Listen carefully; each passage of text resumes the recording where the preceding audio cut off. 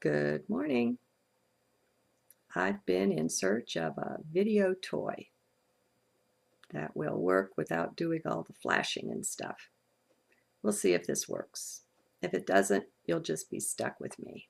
So, how's it going? As usual, everything is in a state of flux here. Nothing seems to stay steady and stay just the same. Internal changes are popping, and yet nothing tremendously obvious, nothing that just jumps out at you, uh, nothing easily identifiable, nothing you can point a finger at or pin down and say, oh, this is what it is, and this is why it is, and this is when and how. None of that. So, oh well, is what it is. I'm sure things are changing for you too. And faster and faster. The Mayan calendar, uh, the ones who put that together, there's a star, I think, in the Pleiadian system called Maya. And it makes me wonder if the original Maya, the ones that vanished at a certain point, and I believe they went multidimensional and just left, and they're not the first or the only civilization to have done that. We've just been robbed of our history and knowledge of what's happened and what is possible. And so to say things seems mighty strange when really it's not. But anyway, they were and are master timekeepers and have a very deep understanding and ability to manipulate time even. And so one big thing the Mayan calendar pointed to was time compression. You could call it speeding up, but that's kind of linear. I still recommend that everyone watch at least one of the old Ian Lungold videos where he's explicating the Mayan calendar. He really lived from heart. He worked closely with Dr. Carl Kalaman, and their work together has an awful lot to recommend it. You will come away with a completely different feel for what is time, what is a calendar. And that gets more to the heart of our reality than we realize. It underpins so much, and it's a control mechanism, not unlike money, that is inserted everywhere and manipulates us in ways of which we're not aware. So, I read something that I wanted to share with you, just a little a blurb from the biography of Papa G. I'm working my way towards the end of the first volume and loving every minute of it. Already I feel like I'll be lost when I finish reading it. Looks like it may be one of those that I'll go back and read again and again, like Nisargadatta's I Am That. There's just so much in it. And it's not that it's in what's offered to the mind and the information that's there. It's the link up with the light being, the guru, the teacher. When one is a true teacher, when one is a truly awakened being, there's a radiance that has phenomenal power. And just because he's not walking around in a body anymore doesn't mean he doesn't exist. Just like Nisargadatta, just like any of them, just like your grandmother. I mean, whoever it is. It's just that these beings that are self-realized in their aura, in their presence, is a tremendous power. And that power is no different than that which is within you or I. It's just that they have consciously stepped into it and are living from that. And we still have some old beliefs, thoughts, and ideas that tell us we're not awakened yet. And so we're living in the dream. And that's fine. I mean, it is what it is, and there's joy in all of it. Nothing whatsoever precludes joy and peace. So, anyway, I was just pondering what living from heart is about. I try to share that all the time. Um, and I'm not worried about being thought a kook,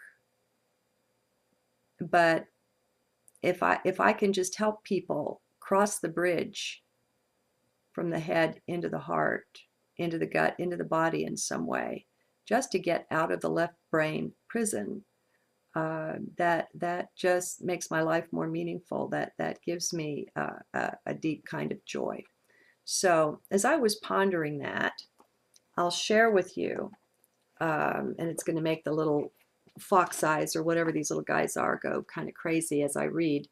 There was someone who came to Papa G in his younger days. I'm in the first third of the biography, and people came from all over the world. This guy came from London, and he said he'd been searching the world, actually searching India, going from guru to guru, looking for an answer to, he says, I have not been satisfied with any of the answers I have been given.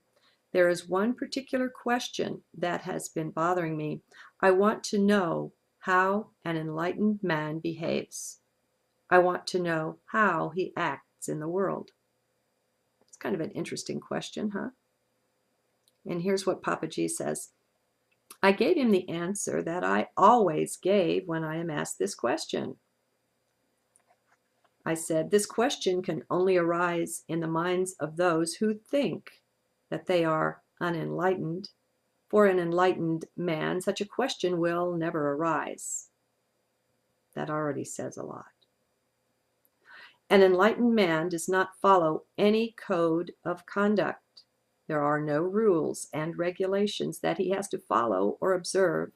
His behavior is determined by the circumstances that he finds himself in. He reacts like a mirror to the events and the people that are around him. After enlightenment, there is no person left who decides that he will or will not abide by any set of rules and regulations. His actions are spontaneous responses to whatever is going on around him. He cannot choose to obey or disobey rules because that person who does the choosing has ceased to exist. The enlightened man acts without thinking. There are no reasons for anything he does. His actions are all a response to things that are happening around him. And one more little bit. He says, you can also say that he is like an electric light in a room. The activities in that room all take place in that light, but the light itself plays no role. The enlightened man is a light that simply shines. He does not do anything else. He witnesses all the things that are illumined by the light, but he takes no part in him. And it's fascinating because this man who had been searching and searching said that, well, I'll just read it. You have given me everything I came to you for, he said. I don't need to stay any longer. I am now going back to London. I am completely satisfied with what has happened today. And so he stayed 10 minutes. He'd been on this search forever. You'd think, he would have stuck around since he'd found an enlightened man, but that was sufficient. He was satisfied. He left. His quest was over. Well, I thought it was really beautiful too, so I wanted to share it with you. And we can contrast it, like when we're looking at these two little cubs here. I was thinking of duality and how things to come into physical manifestation split out into the positive and negative, the male and the female. And it's really all one, but we have the appearance of multiplicity. And yet there remains the underlying oneness. And where are we focused? when we're focused in the head, we see separation. This leads to specialization, which leads to fragmentation. And you can, along that path, wind up with the brother against brother thing, fighting wars, doing damage, and having a prejudice, having anything at all against your fellow man. Even the Illuminati, if you have something against the Illuminati or the powers that be, that's not a full awakening. If that's the case, they are the one. Christians have some problems with this because even Lucifer or Satan or whatever, that's part of the one also. And that's not, there's no place where God is not. Omnipresence means omnipresence. It doesn't mean omnipresence everywhere except for this one little corner where we've put this thing, and we're not present there. The one is the one is the one. And there are others that, through their misunderstanding, it's not a concept, it's a reality, this oneness. Through their misunderstanding of that, we can go off in all kinds of wacky directions. And just like through the misunderstanding or the misapplication of the understanding of reincarnation, we could have somebody so careless about death because they know, well, we'll just be born again, what the heck, or the misunderstanding or the misapplication of the understanding around eternity. Well, I've got eternity to get it, so I don't need to get it now. I'll just take some time and play. So you can take any sacred knowledge or teaching, and it's little wonder some of these things were kept hidden because they can be distorted, abused, and misapplied, which amounts to just misunderstood in 3D. Well, my walk has taught me that it's mind that does all this misunderstanding, all this separating out, and failing to be the oneness. And so at a certain point along our path, we fall in love with truth. And integrity is the only way that we can live going forward. It's just not possible to violate that. And if we do, we suffer tremendously. And so at that point, we might be wanting to present the same face to everyone as a part of that integrity. But still, that doesn't work for me. Because as we read there with Papa G, he's not focused in himself at all. There's no self there. There's just no self. And it's way different than the mind can understand or comprehend. And the mind, in trying to understand it, just comes up with all these dumb ideas, It's not something that can be understood, but it's something that can be lived. And so we can have the experience of it.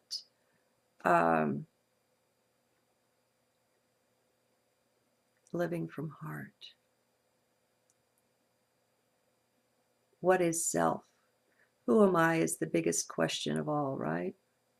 And here we have Papa G pointing to the fact that who we think we are disappears in awakening. It's gone. It's just not there anymore. And it turns out that it's not needed. It's not necessary. And people around us will misunderstand us right, left, and center. But, that's not so important. We care, but then we don't. It's not our lookout to take care of other people. It's our lookout just to be. It's like the sun isn't worried about all the life that it's supporting on the various planets. The sun just shines because that's what a sun does. And things just aren't the way the mind has it all worked out that they are. I'm seeing more and more that the mind is a dangerous place to park. It's a great tool, but it's not the best place to be. Now, Someone passed me a link the other day that I'm really grateful for. And so I'm going to share it in this transcript. And it's to some, well, the link I'll give you is to a video that's over 4 hours, and it's basically just an audio. There's no video, so you can download the MP3, and it's to somebody who's living from heart. And this person, it's a man. He was a doctor, uh, practicing physician, and walked away from that in some way. I don't know. He's got maybe, I found maybe 15, 20 hours of talking on the web. I haven't listened to it all, and when you listen to it, one listening isn't enough. This is one that I had to pause frequently, to press pause frequently, because what he's sharing is deep enough that you've really got to be present with it.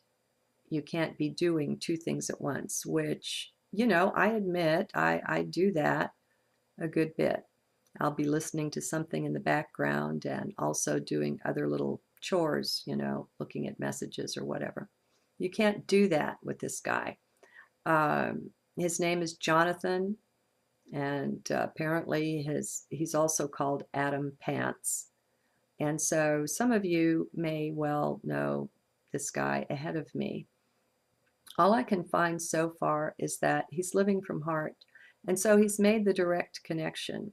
He's not needing anything out of books and education and other people's mores and mores to teach him anything. He's being taught from within, and he's living that, and he's finding that it's very alive. In the process of this, he came into direct contact with the Illuminati, the ones who are running the show and behind the scenes. He has come into a deeper understanding of that than most of us have. When we let go the mind, we let go so many limitations that keep us from seeing things. We just don't realize the level of our programming. I don't realize the level of my programming. It's brought up for us in our day-to-day living by source. We're shown things. Things that appear in our lives are there for a purpose. Every conversation has meaning, everything. A butterfly flew by, and I was in kind of a half awake, half not awake state. I wasn't seeing it with my physical eyes. I was here on the sofa, and it was outside in the backyard, and it flew by the little flower bed I have there, and it actually said, "Hi, Teresa." And I said hi to it. And I'm still pondering that. I mean, everything is one thing. Everything is source, and it's speaking to us in all ways at all times. Now, the Illuminati have their phony imitation of that. This surveillance they've got going on. They don't believe that there is such a thing as a private conversation. And, your thoughts can even be monitored. The Andromedans have spoken to Alex Collier about, see, beings of light, more advanced civilizations living on higher dimensions have no need to manipulate us, to put implants in us in order to know anything about us, where we are, or anything like that. And the way they have some way of capturing a train of thoughts, and they can tell in some way with their technology, by the vibration or the frequency, whatever, they can tell by the train of thoughts the advancement of a particular individual. And so if that's possible for them, now, they're on 5D, if you will. They're on a higher dimension. The Illuminati and these guys, I don't believe reach up that high. They pretend to. They have a false hierarchy set of imposters that they say they have beings all the way up through 7, 8, 9. I don't know what dimensions. It's bunkum. It's a false hierarchy. It's imposters of beings on those levels. And if we're in mind, we can be taken in by such things. Okay? But if we're living from heart, it's different. We're plugged in. And that which we're plugged into is extremely wise, intelligent, and perceptive. And so we have access to that.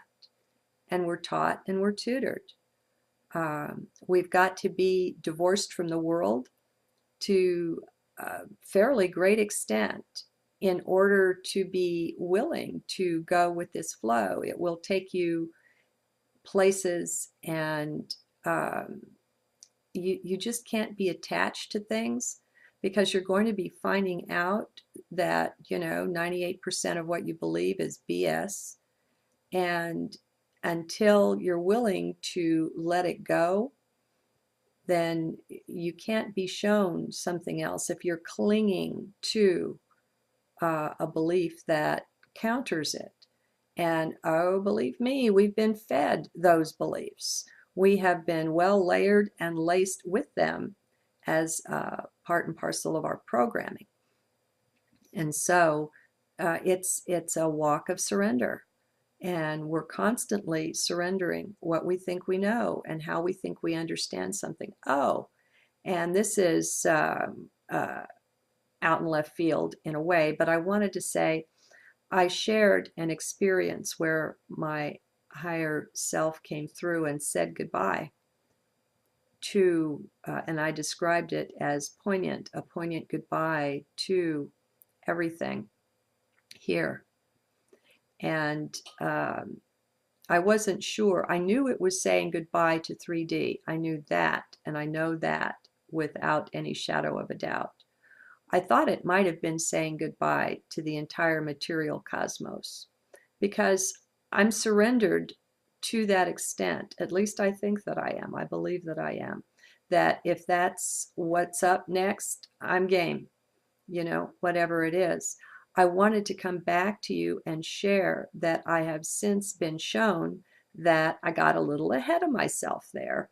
And it wasn't the surrendering of the higher dimensions and so on. It was the surrendering of 3D and of the material cosmos, but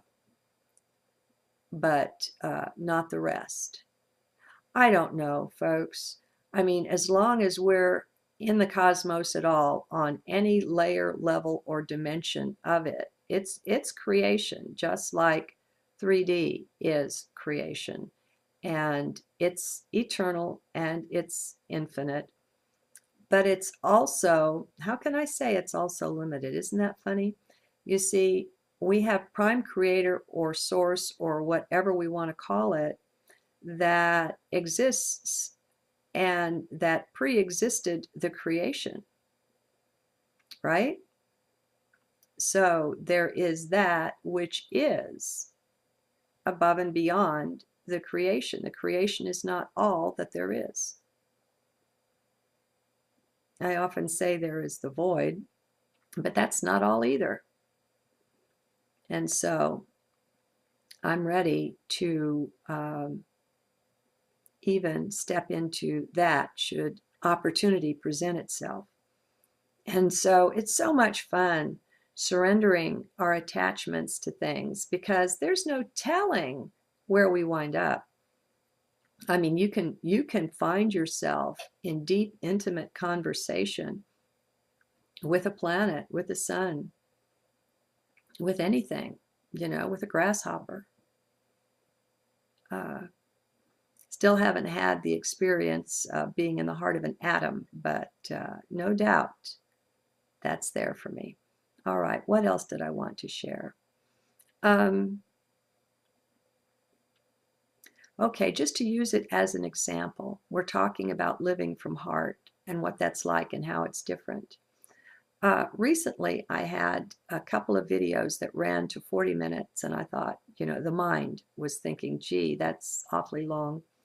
And I began to feel a little uncomfortable with it. And so I came out and asked for some feedback. What do you guys think? Do you mind when the videos go long?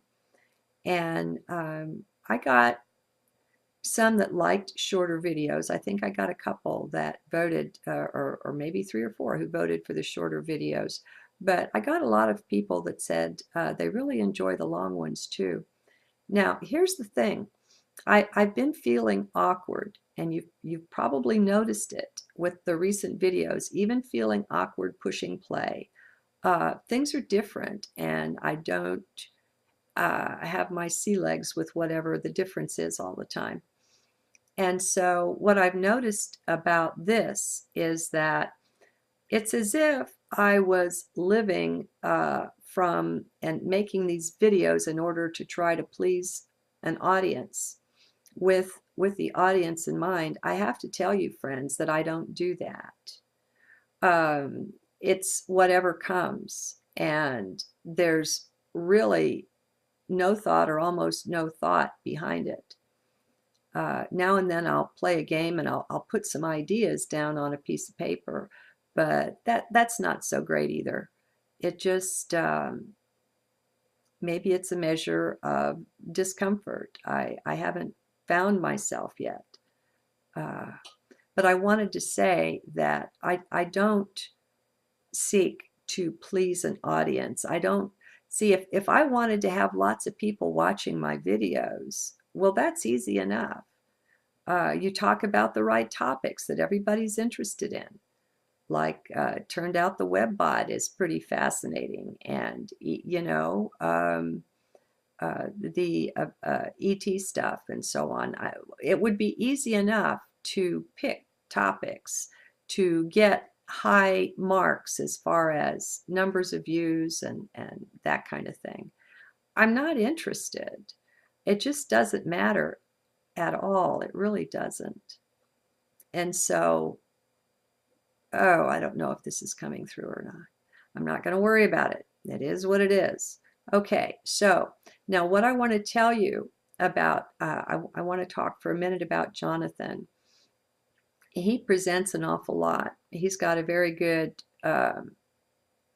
understanding of things combined with his medical training, knowledge, and experience. Um, he's good with physics, he's good with chemistry.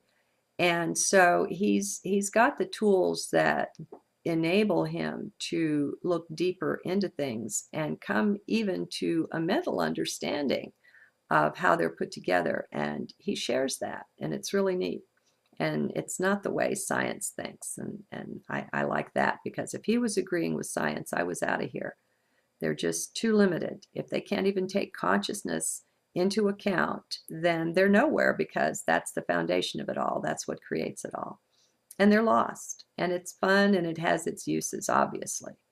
But it's not ultimate enough. Those of us that are worshipers of truth, we've cast caution to the wind, and it's the ultimate, and nothing else will do.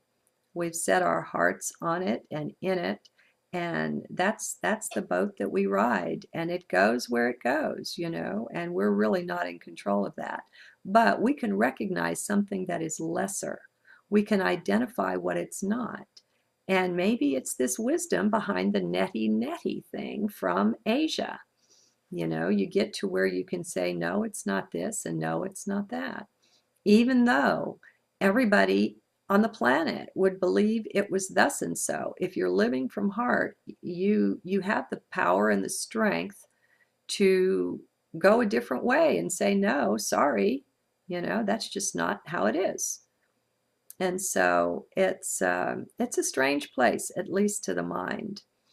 Now, he will expose the darkness to you in ways that you haven't seen it before, perhaps. I don't know. I can't speak for all of you guys. Uh, he's he paints quite a picture of how all pervading the spying is, the programming is, the underlying control and manipulation. What I want to say to that is I haven't listened to all of his stuff. I am hopeful that he will present some sort of balance as far as plugging in not just to the dark, but plugging into the light. And it is also all pervading, more so, obviously. But he's got a pretty good handle on the control mechanism here in 3D, and that's what he's presenting. And so I just want to say, be sure you're in heart and don't listen to too much of it. If it's kind of getting you down, take a break. Go listen to something else. Maybe come back and listen to one of my crazy videos or something that'll uplift you a little bit and get you centered back in heart. He's really strong. He's really anchored in that. He's come a long way, and he's able to deal with that kind of stuff kind of nonstop that way. That doesn't mean that we are. And I have found it highly advantageous when I'm reading anything to take frequent pauses. And just for a few minutes, just to pause for a few minutes, even if I do nothing but, look out the window, feed the birds, let the dog out. When I come back to it, what I've done is I've given what I just read a chance to anchor and to sort itself out in the internal filing system. And that way, when I go forward, there's just a deeper understanding. I don't have to go back and study things if I do it this way. And also, one more hint: if before you read a book, if you put yourself in heart and full presence and slowly read through the table of contents, it's beneficial because it puts in a structure, it puts in a skeleton on which all of the chapters, as you're reading them, can hang and sort themselves. And it's just advantageous. I got really good grades, and I hardly had to study, and partly it was from just finding out how things work. And I don't know why they work this way. I just know it's to your advantage to know this. Okay, so maybe that's it. Living from heart is just completely giving yourself over to that. It really is a surrender. Because who and what you think you are now, I think I am now. It isn't so. And what we're doing is we're discovering the deeper, the inner self, the real self. And so most of who and what we think we are is just a mask that we're wearing. And so it's quite a surrender to strip yourself of yourself and be willing to go that way. See you again soon. Videos where he's explicating the Mayan calendar. He really lived from heart. He worked closely with Dr. Carl Kalaman, and their work together has an awful lot to recommend it. You will come away with a completely different feel for what is time, what is a calendar. And that gets more to the heart of our reality than we realize. It underpins so much, and it's a control mechanism, not unlike money, that is inserted everywhere as possible.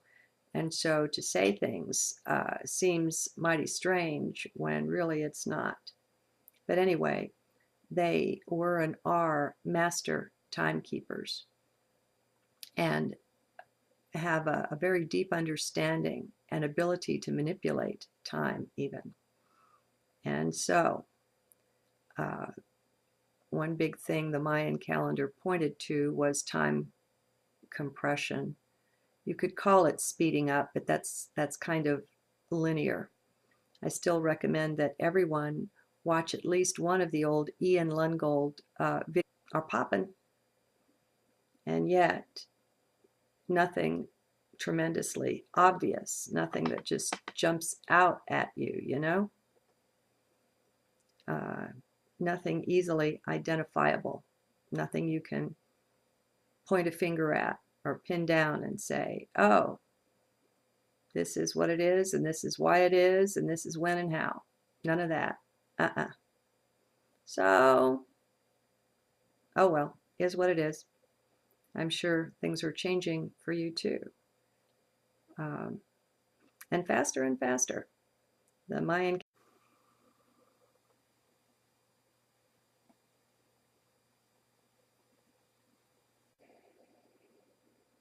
Good morning.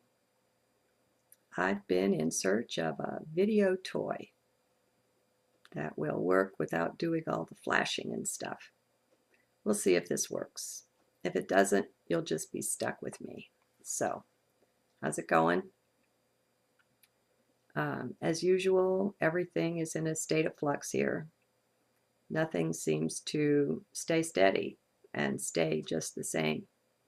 Internal changes, calendar, the ones who put that together, there's a star, I think in the Pleiadian system, called Maya. And it makes me wonder if the original Maya, the ones that vanished at a certain point, and I believe they went multi-dimensional and just left, and they're not the first or the only civilization to have done that. We've just been robbed of our history and knowledge of what's happened and what